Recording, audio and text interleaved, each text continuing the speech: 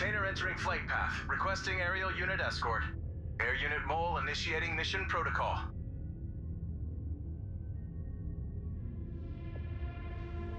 Container removed. Initializing strike. Impact in. 5, 4, 3, 2, 1. Target hit.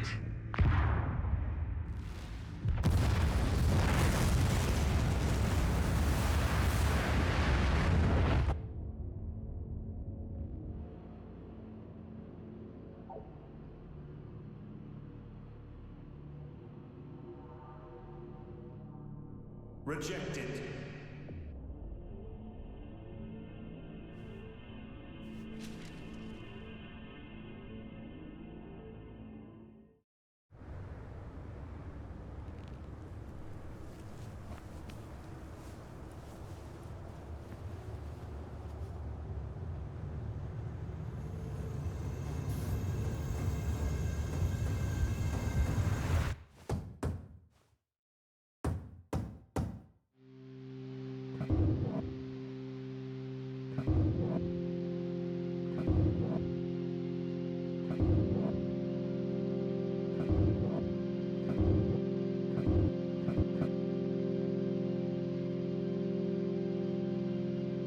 Anno Mutationem is a game that I did a first impressions for back in the DuoQ days, which, by the way, was 3 years ago, which is surprising to me since I thought it was actually longer than that.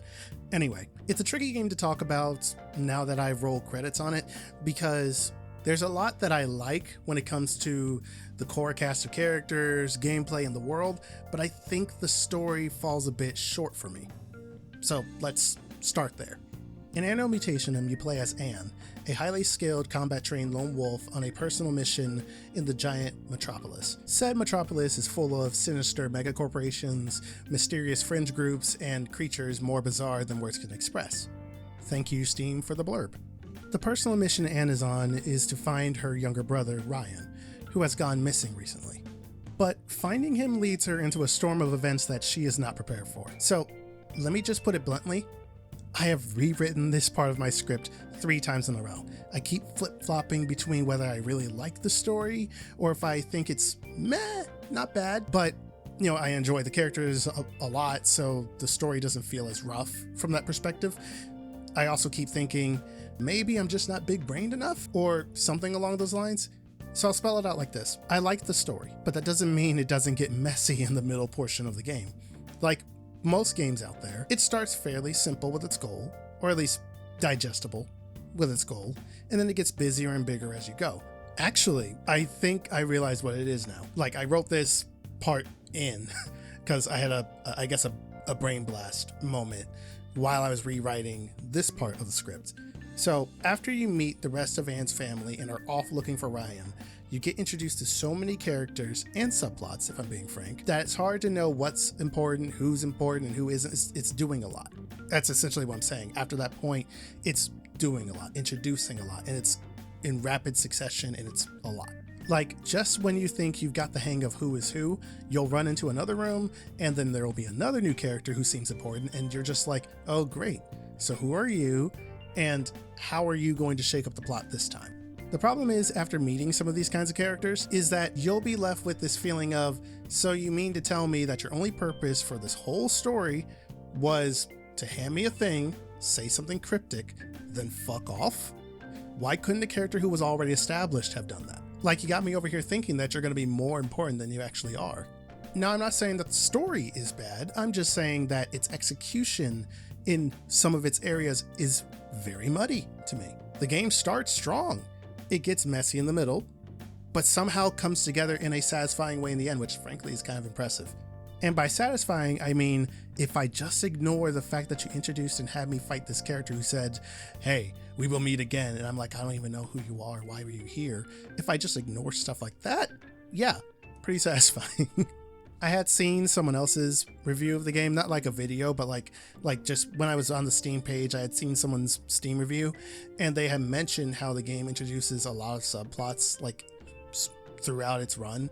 And yeah, they're right. It's the whole reason why I went back earlier in my script and said, you know what? Yeah, characters, but also subplots. Because there are some things I'm like, this wasn't really answered, that wasn't really answered. I feel like you're sequel baiting me, but I also don't know if you're sequel baiting me. Are you just telling me to ignore that thing you just established? Okay, it's one of those things. I'm sure there's someone out there who will either play this game or who has played it, who will be able to follow the game just fine, see nothing wrong. But for me, overall, it was messy. Decent, but messy.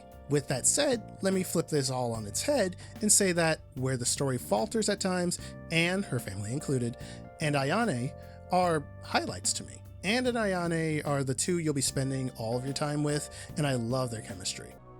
Good morning, darling! It's a beautiful day. Perfect day for a cute skirt. Wow! Your new toy?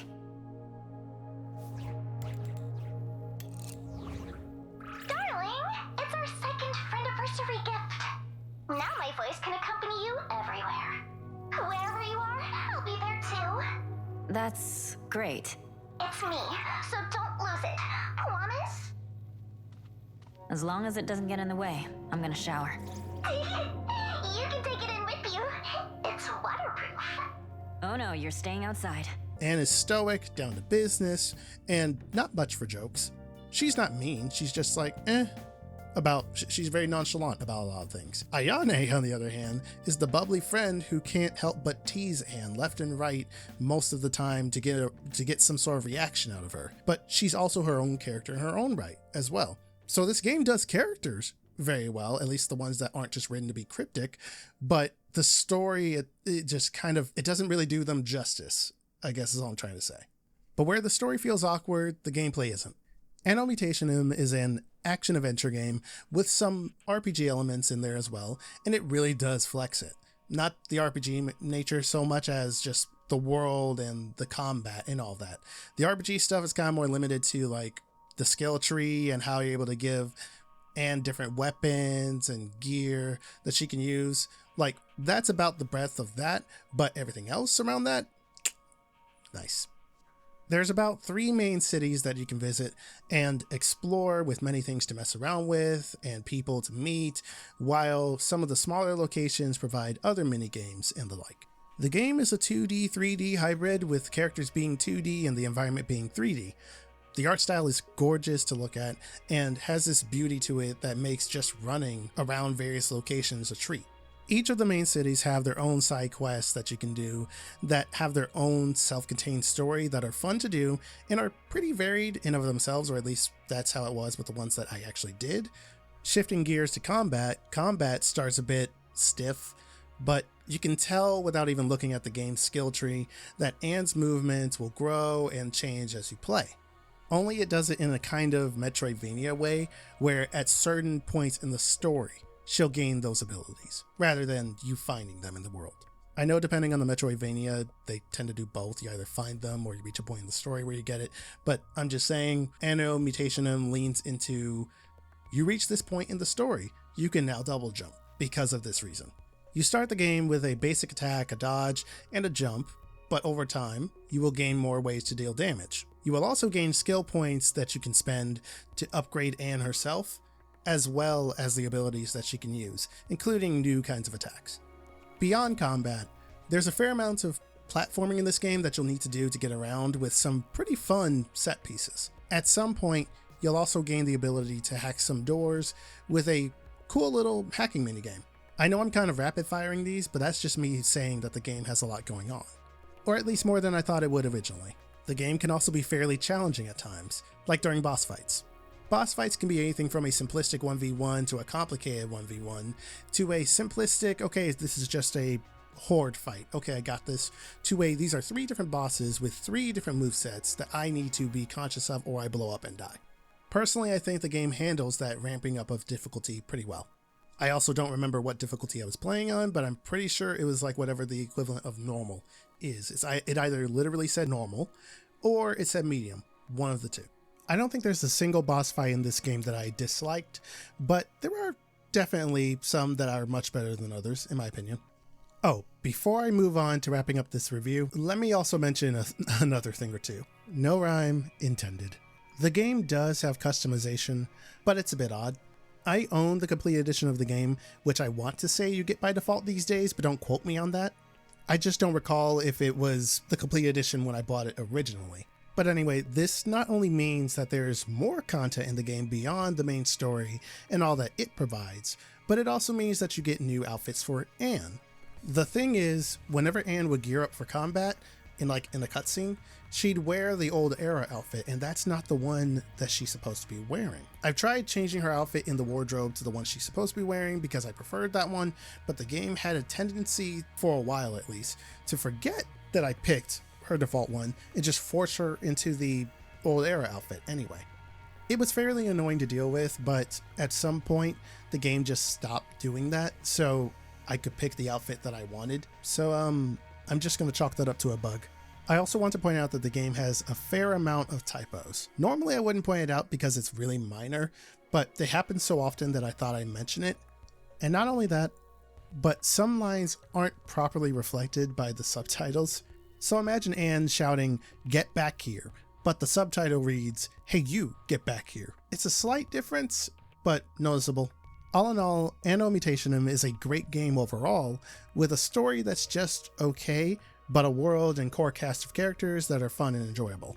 So Anno Mutationem gets a go for it from me, and you can pick it up on PC, PS4, PS5, Nintendo Switch, GeForce Now, macOS, and Xbox Series X and S for $25. And with that, I hope you all have enjoyed your stay. I'm TUSDarryl, and I'll catch you all later.